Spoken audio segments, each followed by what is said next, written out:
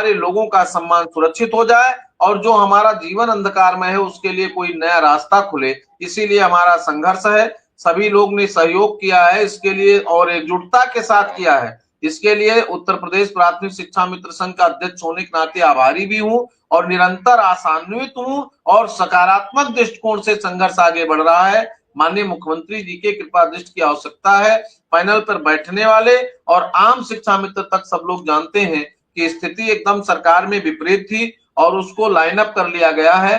Line बनी हुई है, नीचे से ऊपर तक सब लोगों ने अपनी बात कहना शुरू कर दिया है। ये 8 साल में पहली बार आपको लगा होगा दीक्षित जी कि कम से कम सत्ता पक्ष के लोग आपकी डिमांड कर रहे हैं, आपके लिए बात कर रहे हैं, आपके लिए सदन में बोल रहे हैं और आपके लिए मुख्यमंत्री से मिल रहे हैं। तो ये प्रक्रिया संगठन ने किया है, हमको भी पीड़ा है और मैं भी चाहता हूं कि जल्द से जल्द आदेश हो और उसका लाभ आपको मिले और सभी लोग लाभान्वित हो और इसी आशा उम्मीद के साथ संघर्ष जारी है और संघर्ष जारी रहेगा।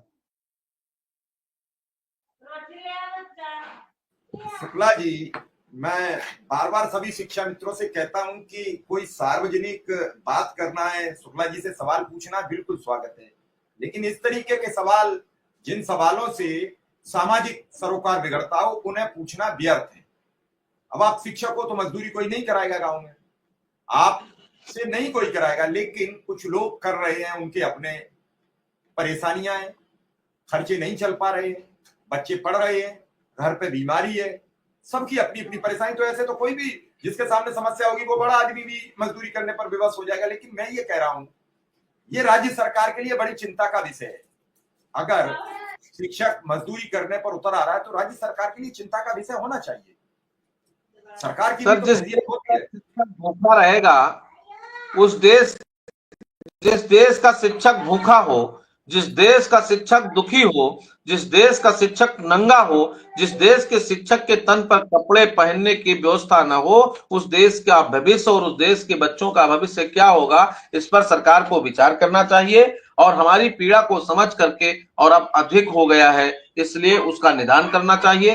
इसी दिशा में आपका भी प्रयास है, मेरा भी प्रयास है, अधिकारियों का प्रयास है, माननीय मंत्री जी का प्रयास है, आदरणीय एमएलसी साहब का प्रयास है और वो प्रयास मुझे लगता है कि सफल होगा और उसी सफलता के दिशा में सारे लोग प्रयास कर रहे हैं। इस पर हम लोग 7 तारीख के बाद अभी जब मिलेंगे, माननीय एमएलसी साहब आएंगे, मुलाकात होगी, मुलाकात के बाद क्या न्याय निर्णय आएगा उस पर हम लोग आगे की दशा दिशा तय करेंगे। शुक्ला जी, क्या 7 तारीख की जो मुलाकात है उससे कुछ उम्मीद बनेगी? सर, मुलाकात नहीं है, 7 को एमएलसी साहब आएंगे, मुख्यमंत्री जी उनको समय देंगे। मैंने मुख्यमंत्री की मुलाकात की बात नहीं की है। कोई इस कमेंट को ये समझे कि मुख्यमंत्री से मुलाकात है। मैंने ये कहा कि जब आप विधायक जी से मुलाकात होगी तो क्या रणनीति बनाने जा रहे हैं, ये पूछना चाहता हूं। सीधा रणनीति की माननीय मुख्यमंत्री जी से मिल करके जो प्रस्ताव गया है उस पर कमेंटमेंट करें या माननीय मुख्यमंत्री जी को क्या करना है वो करें, लेकिन कुछ ना कुछ होना चाहिए और अब क्लियर हो जाए, कोई बात एकदम स्पष्ट हो जाए कि कब तक हो जाएगा। तो आदमी जैसे डीजी महोदय ने हमसे कह दिया कि हम मई में स्थानांतरण करेंगे, तो उस विषय को हमने मई तक टाल दिया, अब उस पर हमारी चर्चा नहीं है। जो भी साथी फोन करते हैं, मेरा स्पष्ट है कि मई में होगा। अब मई में अगर उन्होंने प्रक्रिया शुरू नहीं किया तो उस पर हम अपना आपत्ति जताएंगे, उसके लिए हम संघर्ष करेंगे, उसके लिए हम फिर मिलेंगे, उसके लिए हम आगे जो भी करना होगा करते रहेंगे। तो ये मेरा विषय है।